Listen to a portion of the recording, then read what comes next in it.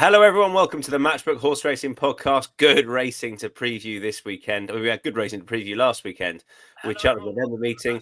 And we've got plenty more besides this weekend with a couple of Grade 1s. On the Saturday, we're going to be getting stuck into. We'll touch on the Durkin on the Sunday as well. It's obviously BetFair Chase weekend and loads of good competitive racing between Haydock and Ascot in the UK to preview. We will be kicking off with the feature in the UK, the BetFair Chase, very shortly, then take it in ITV running order. Don't forget to like, follow and subscribe wherever you're listening. It's the best no-cost way of supporting this podcast. It helps us and it definitely helps you. It's Safer Gambling Week as well. We're doing a betting podcast essentially, so important to talk about this. And here to do just that is Matt Toombs. Matt, welcome along. Why is this week important? How do you sort of check yourself every now and again? Well, I think that if you're actually thinking about it more specifically 1 week, it helps keep it in your head for the rest of the time. I'm a big believer that how you stay in control is personal. Crucial point is to work out a method that specifically works for you. Mine has 3 elements. Firstly, a psychological point. I never think I'm cleverer or have it cracked when I'm on a good run.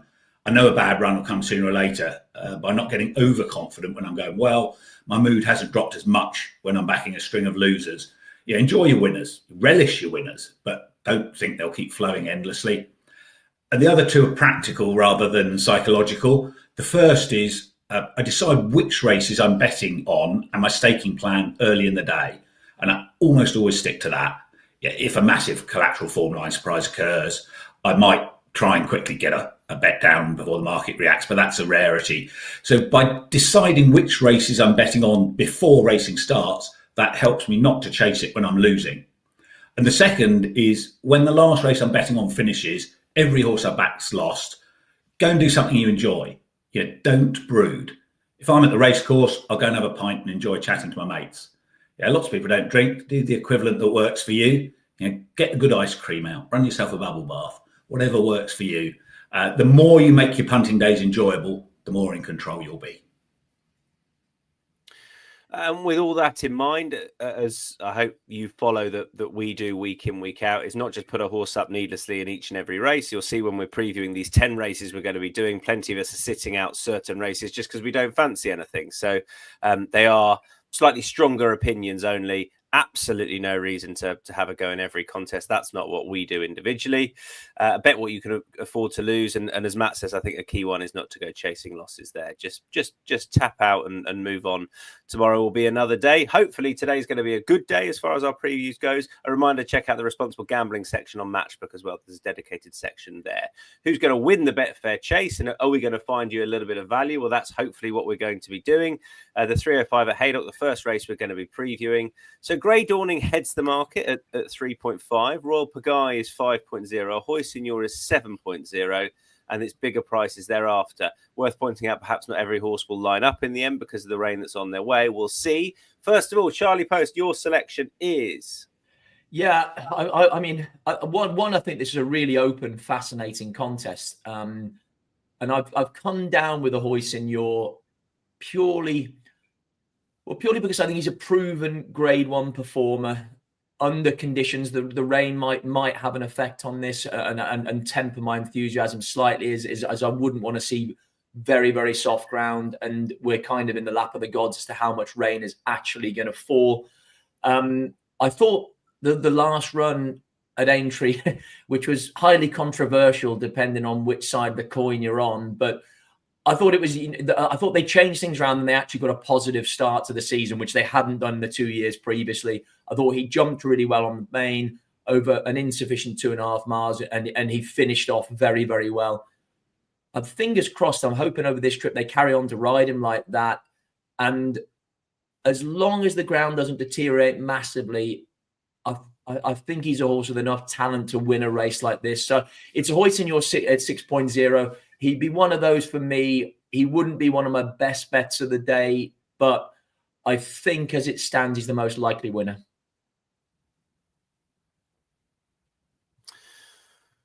That's a Hoy Senior. I'd be with Grey Dawning at the top of the market, 3.5. The horse stepping out of novice company from last year. I was against him, Matt, on his sort of intended reappearance in the Charlie Hall on conditions.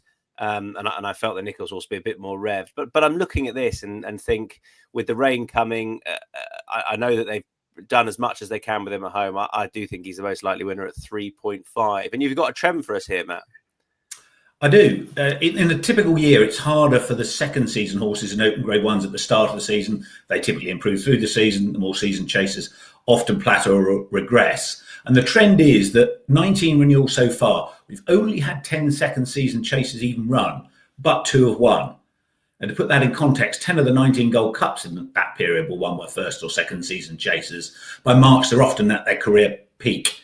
So you can read that trend either way. Say only 10 even running suggests not a race for second season chasers, but the 2 who've won were the shortest of the 10 in the market. And I think if you get a top second season chaser in a renewal without a star, they can be under bet at this time of year, which is what I think is happening here. The question mark for him, you've touched on this, Tom, is will he be effective on his seasonal debut? Dan says he's done loads of work, which we saw with Ginny's Destiny last week. Some horses just need a run. But looking at his record, I'm not convinced it's much of an issue. He's run 6 times when he hadn't run the previous 50 days, won 3 times, including the Turners, fell early on once. His 2 defeats have been off his longest breaks on seasonal debut. But 2 seasons ago, he was beaten by a well-thought-of horse who got injured, David Pipe's man at work, finishing ahead of the subsequent Reynolds Town winner, Henry's Friend. On RPR, he only ran to £2 higher on his next start when a narrow winner at Exeter. Last season, 2 3/4 lengths behind Stay Away Faye. Good run because the winner was going well at that stage of the season. And more importantly, Dan's were really needing their first runs at that time. It wasn't just him. So I think his overall record on seasonal debut looks better than the market thinks. And you mentioned about the Charlie Hall. He was prepped for that 3 weeks ago. So that increases the probability he's going to be ready for this. Dan Skelton's main priority for the season, the Trainers' Championship. I think his strategy is go hard early, hope Willie sees a huge lead and is less incentivised to send horses over. So I think last season's staying novices were a really strong crop. Previous seasons were weak. So I think the top second season chasers are liable to be under bet at the moment, given their overall record at this time of year. It's 116 grand to the winner. So I'm banking on Dan having Grey Dawning at his peak here. I think that will be good enough. That's the Betfair Chase. The next grade one on the Saturday is the Morgiana Hurdle. You're going to hear from Matt, more from Matt here. I do want to throw a bit of, basically, I didn't put anything up, Matt, because you, I seen, had put State Man in at 1.8. Had you and Charlie both put no bet, I'd have flung State Man in there because I sort of want one of us to go after him. I probably will end up putting him with some others. I mean, I sort of think that's fair enough, Matt, 1.8. I do. And it's actually quite a good weekend, I think, for some of these favourites in these conditions races. Often you look at them and they're just too short, a load of no-bet races. But I think some of them are backable here. And it wouldn't surprise me if he goes off a bit bigger than 1.8. I think some people will want to back Lossymouth and Brighter Days Ahead. They're the unexposed horses. But I think they've got a mountain to climb. I think State Man's the second best 2-mile hurdler of the post-Faheen era, by maybe Esquadallen, who only got one chance to show how good he was. Because State Man was outclassed by one of the greats in Constitution Hill, he hasn't been given the acknowledgement he deserves. And a bit like Hurricane Fly, he looks brilliant at Punchestown and Leopardstown in these races, not so good at Cheltenham. On RPRs, he's run within £3 and £5 of his seasonal peak in this for the last 2 years. Not easy to tell as he was long odds on both times, but he looks to go okay fresh. He's so uncomplicated. You can ride him anywhere in the race, any ground, he jumps well. I suspect, as I said, the money will be around for the mares. It wouldn't surprise me if you get about 2.0, but even at the current shade of odds on, he's a good bet. He's a proper top-notcher. Okay, that's State Man. Peter, welcome along, who says, I'd be amazed if Punchestown goes ahead. The ground is frozen here, ATM. Don't say that. We want it to go ahead. And hopefully the thaw's coming. That's the point. It's meant to warm up, well, certainly in Britain, hopefully in Ireland as well. So hopefully that'll be okay. That's our Morgiana Hurdle done. So we're now going back to the start of the ITV Racing Day, the 2-mile 3 handicap hurdle. That's at 1:15 at Haydock. Nothing from Matt.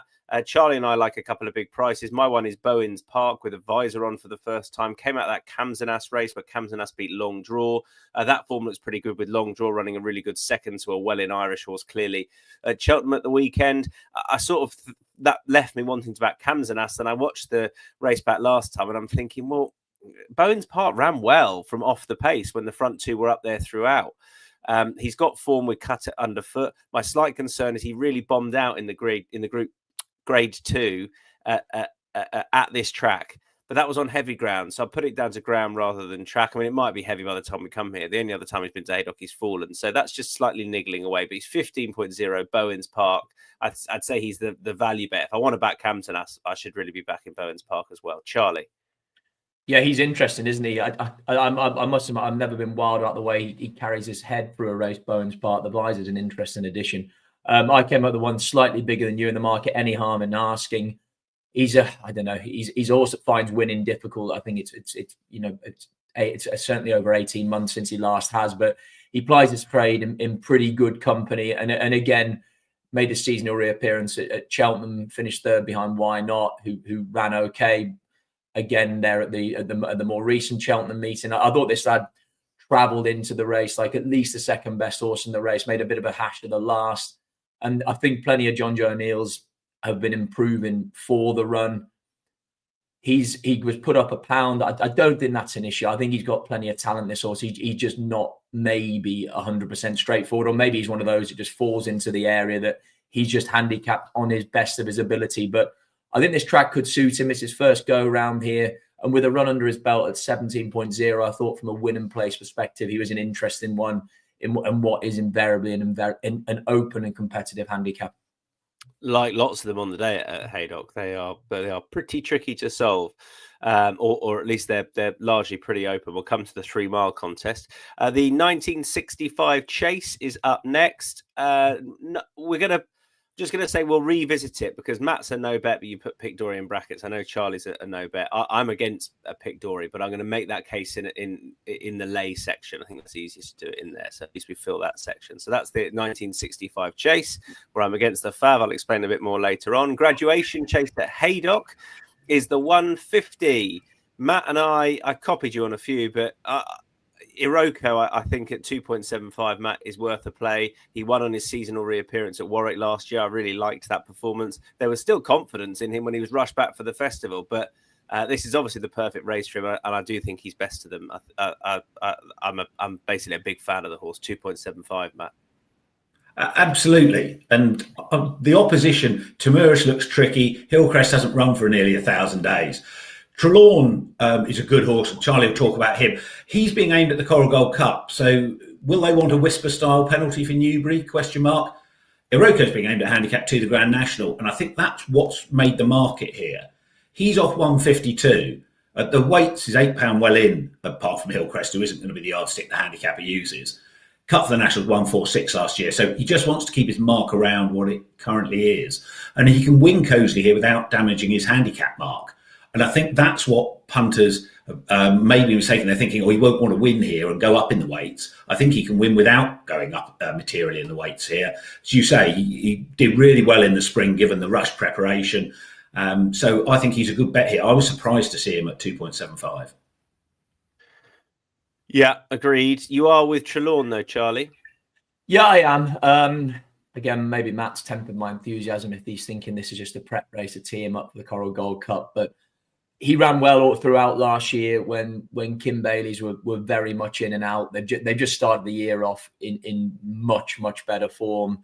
And I thought this lad still had potential. I get that he's possibly, he's definitely badly in at the weights. But I felt like probably he was the obvious pace in the race. And if he got an easy time a bit in front, got into a good jumping rhythm, I could just see him being hard to peg back. And I don't know. I thought Iroko was short enough for all that he's invariably the best horse in the race. And I just thought Trelawn was interesting at 4.0. Helen says, hopefully the Mahusive Hillcrest will have a good spin. Great horse. It hasn't quite worked out. He's a big lad. We move on to the Stayers Handicap Hurdle, the 230. I ended up sitting out in the end. I thought the Doyen Quest Charlie made it too difficult for me because, God, he was impressive last week and he's well in. He's got a £5 penalty. He just should win, but why can't I back him, Charlie? You can. Yeah, I can. As in, again, when I was looking at the race earlier, it's 5.0. I think he's already shortened up. I was there the day that he would have won his point to point. I mean, he put in a massive performance. I galloped through every fence and then was well clear when his saddle slipped on the run in. And he's been, marginally sort of as they do the Skeltons, they've taken their time building him up. I thought the step up in trip worked incredibly well, as it was probably inevitably going to at Cheltenham last time. And he won absolutely doing handstands. He's got a £5 penalty, which is going to put him well ahead when he's reassessed. Harry even mentioned that he keeps a little bit back for himself. And he said, he struggled. He said, you wouldn't quite know how good he is. Well, I thought with the strength they have at their disposal, off 130, if he's saying that could make him still very, very well in. I think the way that they ride him means that he doesn't look like he has that hard a time of it. And I thought the big long straight of this track was absolutely made for him, patiently ridden away over this new 3-mile trip. And yeah, I thought 5.0, if you can get some of that, was still a pretty fair price on reflection of a horse that could end up being a lot better than this. That is Doyen Quest. You've got a couple, not out and out against him, but bigger prices, Matt. Absolutely not against him. I think he's a good favourite, but I want to play at slightly bigger prices here. Just on the shape of the race, a trend that only 2 of the last 15 winners have been rated below 135. This year, only the top 4 in the weights of that. So it is a lower rated version of this. And I'd be keen to focus on the top part of the weights. I think there are some classy types, 1 or 2 of which may end up a stone higher in the weights by the end of the season. The favourite's obviously one of those, but I think there are a couple of others.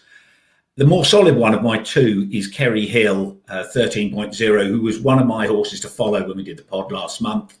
Ruth Jefferson said he didn't enjoy the undulations of Cheltenham when fourth the Shadow Bob and the Bristol. Maybe best on a flattish track like this. Absolutely bolted up in the River Don.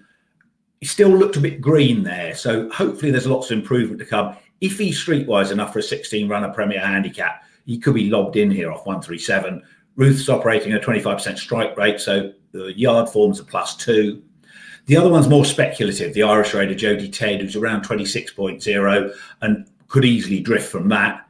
He looked really progressive last year, second in the Grade A Novice Handicap at Punchestown Festival over fences off 125. Then won quite a valuable handicap chase at Limerick off the same mark. Switched back to hurdles, won the Punchestown Temps qualifier of 115, a host of subsequent winners behind. Went off favourite for the 3-mile handicap at Leopardstown at Christmas off 134, but unseated at midway.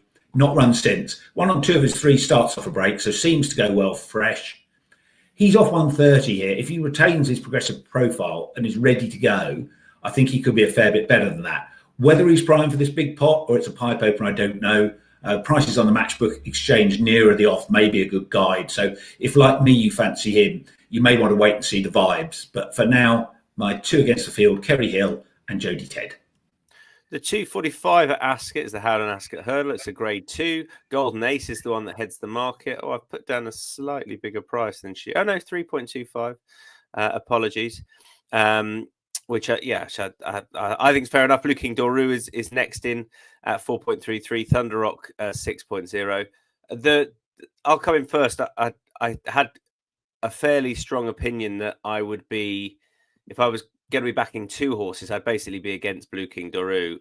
I've got a feeling Thunder Rock might go pretty well, and I'm a bit concerned that he's the biggest danger against Golden Ace. But then I sort of looked at those 2 prices matched up against each other. I just think on form Golden Ace should be shorter. I think she should be a stronger favourite. I think there's possibly still a Scott element in that.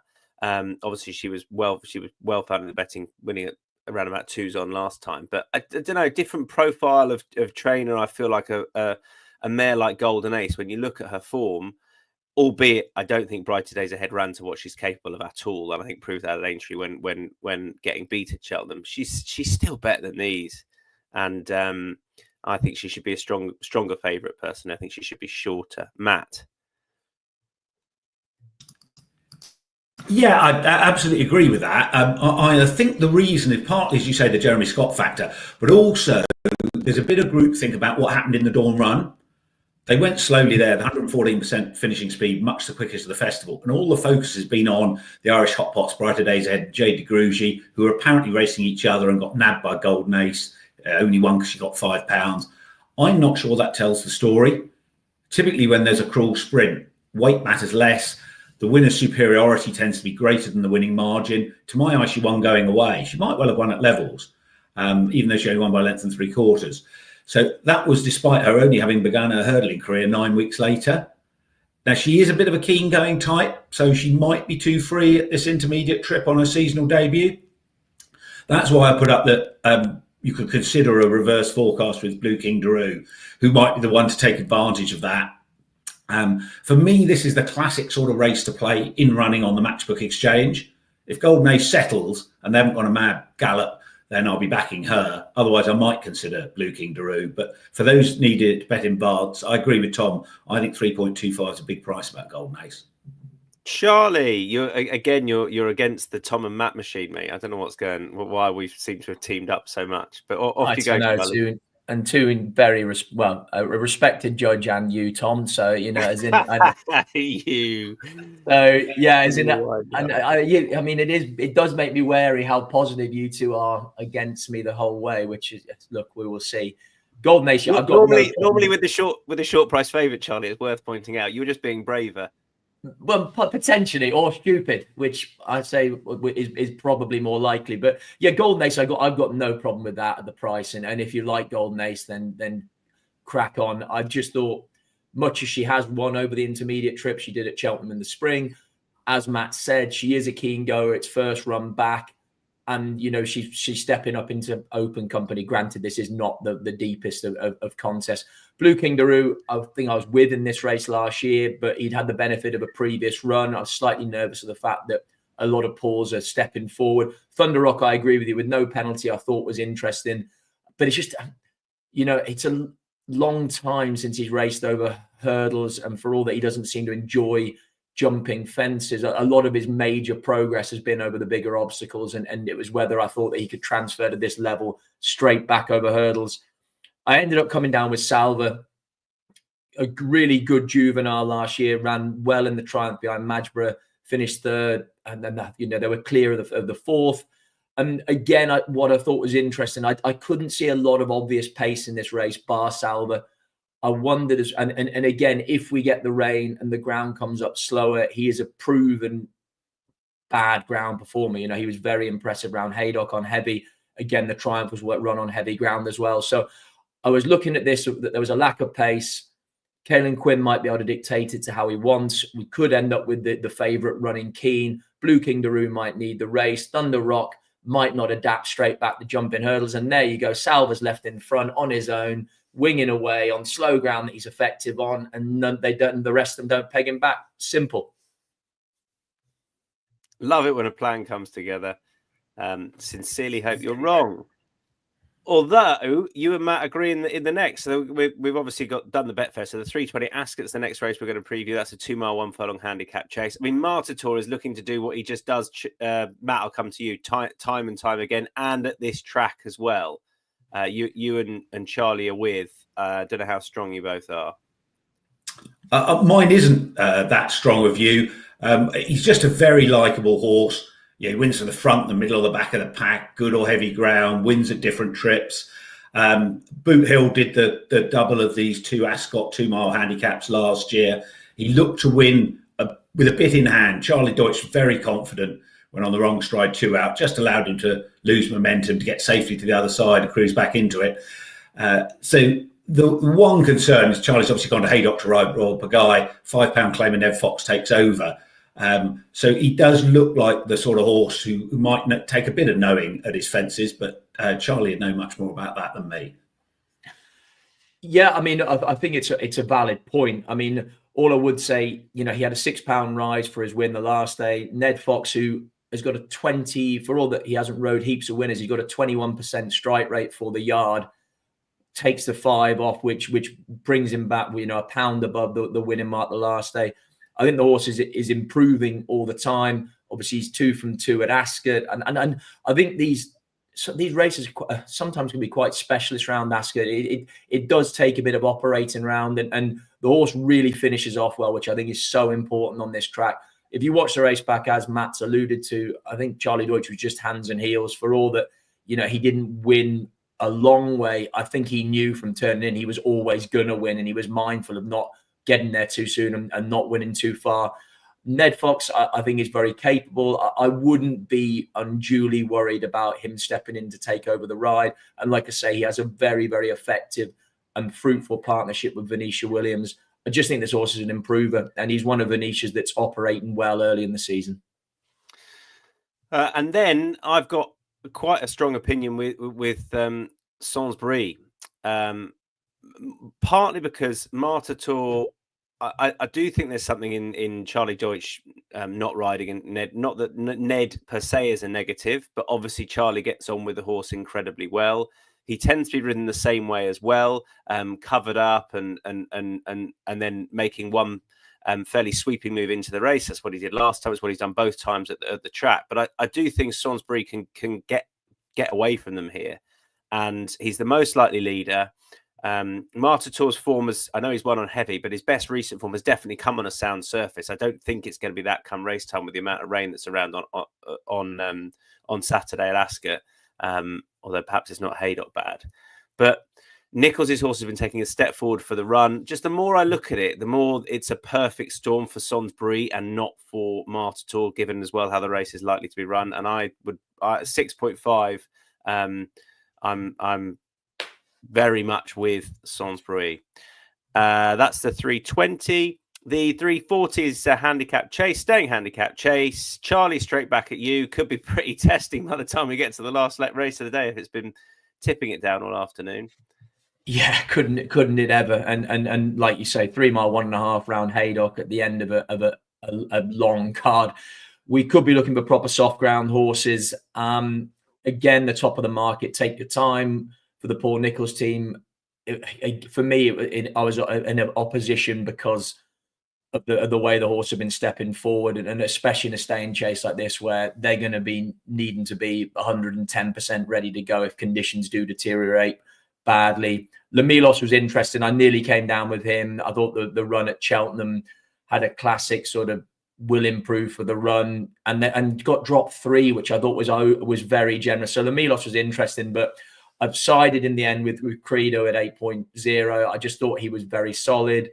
He was placed in this race last year off, I think, £2 higher after winning his reappearance at Wincanton, which he ran in the same race this time round. But conditions were very different. It was quick ground at Wincanton on his reappearance, and they just got away from him. But subsequently, he ends up in here off a slightly better mark than he did last time round. If the ground deteriorates, it won't be any issue to him. He's plenty of form round the track on slow ground. And like I say, with that run under his belt, conditions going in his favour, I just thought he was a solid run in a race where there were plenty of them I could kind of pick holes in. You mentioned Lamilos. He's my selection, but not a strong one. But yeah, I thought he was that. I mean, 144 is Tupalan is what he won the Coral Gold Cup off. Although I think he was well in that day. But either way, he's yeah, I'm not going to leave him alone off 144 at 7.0. Just small win and place. Matt. Yeah, I agree with you, Tom. It's a trappy event, isn't it? Some of these are being primed for marathon chases later in the season. Nothing jumps out as being ahead of its mark on form in the staying handicap chases. Maybe if you forgive my silver lining his flop in the Badger Beer because they went very quickly on good ground. He's well handicapped on his 1.5 length second of your man in the Grand National Trial here in February. The winner ran well off £7 higher to be beaten less than 4 lengths in the Troy Town on Sunday. As we know, course form, big thing at Haydock. So with Emma Lavelle's horses hitting form, I nearly came down on him, but I decided to go for an improver. And one angle to try and find that is looking at horses with their best hurdles form over staying trips, who've been running over fences. A couple of in here, Hititi, and the one I'm going for, Dare to Shout, only had 2 starts over fences, both over 2.5. Improved a lot for stepping up to staying trips last season over hurdles. Half a length second, the pair clear at Kels over 3 mile 2. Winner Shoeshine Boys won again. After a solid chasing debut, when 1.5 length second at Hexham, won a decent looking novice handicap at Carlisle. Dare to Shout hadn't raced much right-handed. He did shift left there, which suggests going back this way round will suit. Jumped soundly, one going away. Hamilton's been in good form this season, 5 from 15 from their small family string. So I'll take a chance on him to improve again for going up to a staying trip for the first time over fences. Okay, then the John Durker. Oh, no, wait, Charlie, I didn't do you, did I? Sorry. No, you did. Yeah, Credo, mate. You were on it. Yeah. Sorry, quite right. Oh, yeah, because then you introduced Lamela. Sorry. Right, Durkin. I was deep in that because I was just looking at the current prices. We don't know exactly what's going to line up. Hopefully they all do, but it looks as though, Matt, we're going to be blessed with a half decent renewal anyway, given what's come out. I'm sitting out from a betting perspective. Any trends or any bets you're going to have? Yeah, a trend and a strong bet. I'm hopeful that other than the two who've been declared for Haydock, pretty much all the other 9 are going to run. And the trend is the first 15 winners this century had all had a run. The last 9 were all making their seasonal debut. And that reflects changing trading methods and Willie Mullins' recent domination of the race. He trained 7 of those 9. With the race a couple of weeks earlier now, it's a trend you'd expect to build. And it certainly will this year because they're all making their seasonal debut. So you need a horse that goes well fresh. Factfile's only defeat last season was to American Mike on his first run. That may have just been Willie's. We're all needing the run a lot at that point, but it is a bit of a concern. And he is short against proven top notchers here. Fast or Slow, I think, is the most likely winner. He looked more ready to go than Gallop and Deschamps last season, but he may have taken a blow coming to the last. He only beat Appreciated by half a length. I'd have that form fairway below his Punchestown Gold Cup wins. Spillane Star's been beaten on all his seasonal reappearances, and Jimmy Mangan hasn't had a runner since August. Be no surprise to see him improve for this. Jimmy said he only went on the grass for the first time last week. So the declarations are out in an hour or so. Most of the books are down now, but the standout bet at yesterday's anti-post prices, Grange Clare West was 17.0. Corbett's Cross was the joint highest rated novice chaser last season with Gaelic Warrior on 166. Grange Clare West trounced him twice, including in the 3 mile Grade 1 Fort Leany at Leopardstown at Christmas by 6 lengths. Flooring Porter is now rated 163 after his Kerry National romp, was 16 lengths away in third. Of course, novices improve with experience. I'm not suggesting Corbett's Cross and Flooring Porter were running to that level then. But if you were to take an overly literal view, Grange Clare West was the best novice chaser last season. Now, you obviously don't look at form simplistically as that, but he does look underrated. He's got an excellent record fresh. He's won on every seasonal reappearance. In fact, before the Fort Leany, the debate was whether he could put 2 good runs together or whether he was simply a horse you had to back off a sizable break. Now, Willie's got him down as a stayer. I thought he won the Fort Leany through tactical speed and good jumping, so I don't think this intermediate trip's going to be a problem. Presumably, Paul's going to ride Gallop and Deschamps and Mark Factor-File, so hopefully Danny Mullins will be on Grange Clare West. Riding him positively here really suit. I think he's got a cracking chance. I backed him winning place anti-post at 17.0. If I'm right and all 9 other than the 2 are declared at Haydock run, you're probably going to get 3 places then post-declaration. So assuming the 3 market leaders get declared, Grange Clare West still going to be a double-figure price. I think he's a cracking bet in the win and place markets. Charlie Post, the Durkin. Yeah, I mean, if as Matt says, they all line up, it's going to be fascinating. It's more one that I'm going to enjoy watching. But yeah, if I was forced for a selection of Fast or Slow, he won this last year, whether he's at his best or not, but he's very, very good, as we know, around Punchestown. And I thought he was the most likely winner. That's what it comes down to. But I'm just looking forward to watching this race. Yeah, agreed. That's why I'm sitting it out. But I might have a different opinion when decks come. Any other bets on the weekend? Charlie, you've got a couple. Yeah, 158 at Huntingdon tomorrow. And Melisinde Pale for Noel Williams. Going, well, relatively early in her career going over fences, but she had 4 starts in point to points. She ran well on her latest one, on a reappearance round Ludlow behind Dame of the Cotswolds. And what I thought was interesting was the addition of Callum Pritchard claiming the 7 off for this first chase start. He's a young man that's flying at the moment, full of confidence, riding plenty of winners. And I think his £7, I think you're always trying to look for a young rider that's ahead of his claim or ahead of his or her claim, wherever they're going to end up in their career. And right now, Callum Pritchard is riding better than a £7 claimer. So I think that weight allowance is a gift. In a trappy little race, it might be enough to make the difference for Melisinde Pale. I think she's about 5.0. And then the other one, just because, again, I put it up as one of my horses to follow, was in the 2 o'clock at Uttoxeter on Sunday, Below the Radar. I was just looking on the BHA admin site, and he is declared. I think there's 5 in at the moment with an hour to go. So as long as Paul doesn't take him out, we will see him make his reappearance. As I've said throughout, I temper that enthusiasm a fraction by Paul's coming forward for their run. But off 123, and with Freddie Gingell, another young rider, on a high claim and 3 off.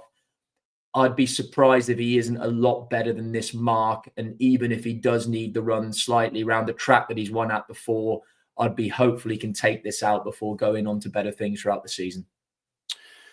Okay, Matchbook Zero long shot. Reminder, Matchbook Zero goes live an hour before each and every race. You're most likely to be getting best odds because it's an exchange. And at Matchbook Zero, there's zero margin, there's zero commissions. That's all built into your likely slightly bigger price. Take advantage of for win bets. Mine is Bowens Park in that handicap hurdle at Haydock, the 115. Matt?